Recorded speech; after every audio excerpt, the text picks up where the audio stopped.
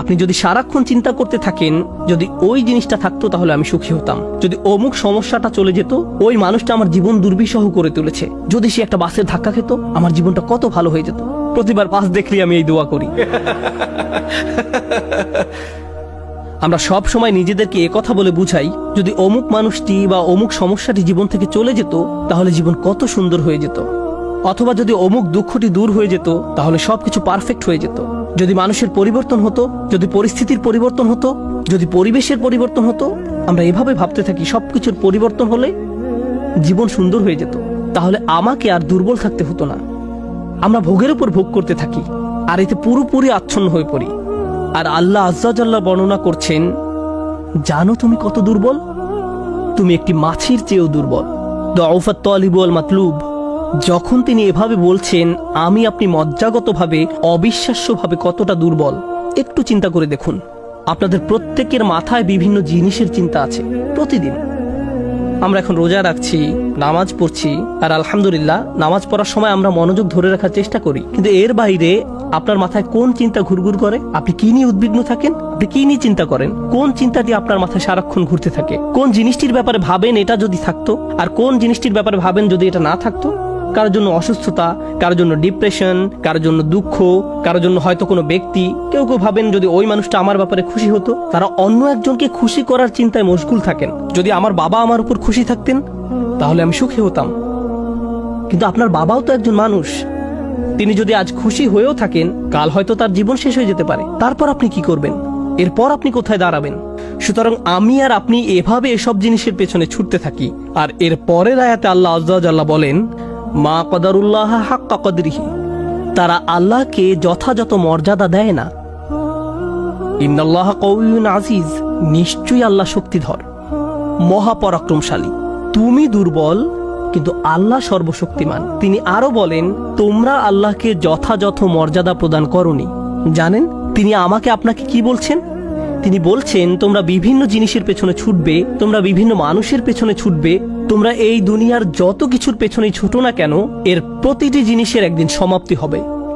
এর প্রতিটি জিনিস দুর্বল। এই কারণে তুমিও দুর্বল হয়ে পড়েছ। এই জন্য তুমি বারবার দুঃখ ভারাক্রান্ত হয়ে পড়ছো। ফলশ্রুতিতে তুমি বারবার ক্ষতির সম্মুখীন হচ্ছ।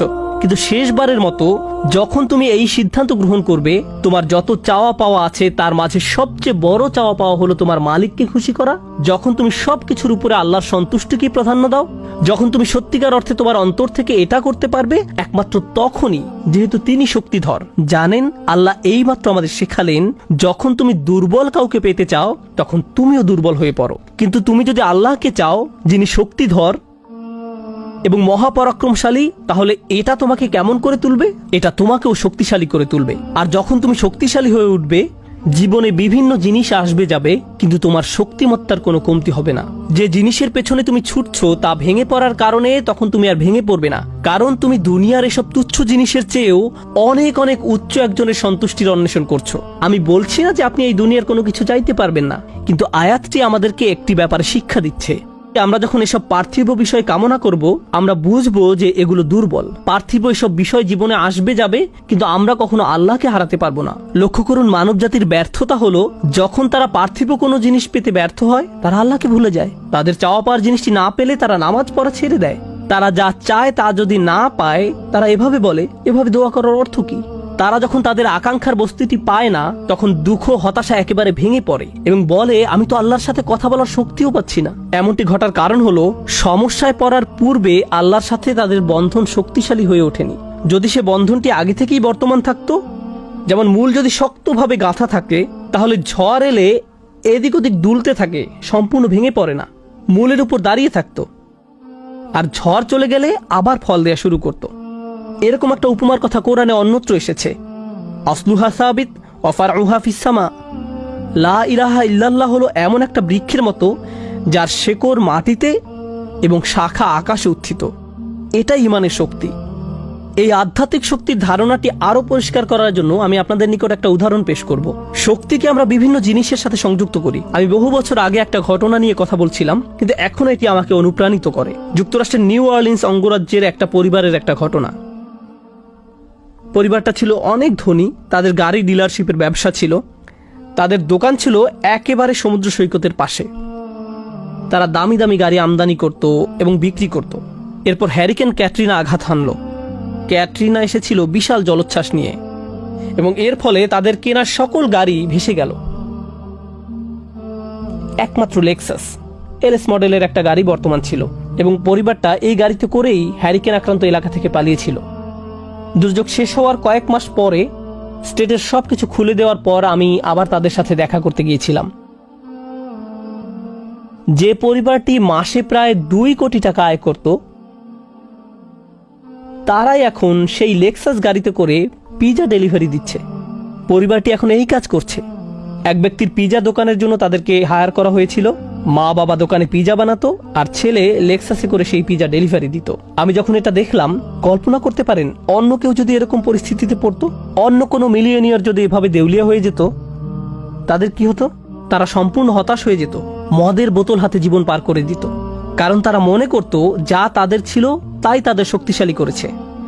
এখন যেহেতু এই সম্পদ হারিয়ে গেছে, আমার পক্ষে আর এই পরিস্থিতি মোকাবেলা করা সম্ভব নয়, এই ধরনের ক্ষতি সহ্য করা সম্ভব নয়।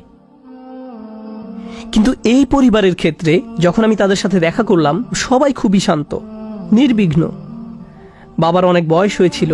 এই রকম বয়সে এমন ক্ষতির সম্মুখীন হলে মানুষ হার্ট অ্যাটাক করে, উচ্চ রক্তচাপে ভোগে, কিন্তু এই মানুষটা সম্পূর্ণ শান্ত।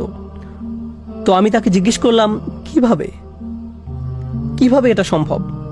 আমি এমনকি আমার প্রশ্ন করাও শেষ করতে পারিনি। আমি শুধু বললাম, কিভাবে? তিনি হেসে উঠলেন। তিনি বললেন, যখন ব্যবসা ভালো ছিল আমি সারাক্ষণ ফোনে ব্যস্ত থাকতাম। শিপমেন্ট এসে পৌঁছেছে কিনা, পেমেন্ট দিতে দেরি হচ্ছে কিনা, কার কি ডেলিভারি দেওয়া প্রয়োজন, কাস্টমার খুশি কিনা, ট্যাক্সের হিসাব ঠিক আছে কিনা, কর্মচারীদের সমস্যা, অমুক সমস্যা, তমুক সমস্যা, এসব কারণে আমি কোনো মতে জুমার নামাজে উপস্থিত হতে পারতাম কোনো রকমে। কিন্তু এখনো তো টেবিলে খাবার আছে, এখনো তো আমাদের মাথার উপর ছাদ আছে, আর এখন আমি নিশ্চিন্তে মসজিদে গিয়ে নামাজ আদায় করতে পারি। আর সকালে ঘুম থেকে উঠে আমাকে কিচ্ছু নিয়ে ভাবতে হয় না, একমাত্র আমার রবকে মনে করা এবং তার কৃতজ্ঞতা জ্ঞাপন করা ছাড়া। আমার আসলে মনে হয় আমার জীবন শেষ হওয়ার পূর্বে আল্লাহ আমাকে সহজ জীবনের এই নিয়ামত দান করেছেন। সেই বাবা এটাই বলেছিলেন, কোনো সাধারণ মানুষের পক্ষে এভাবে কথা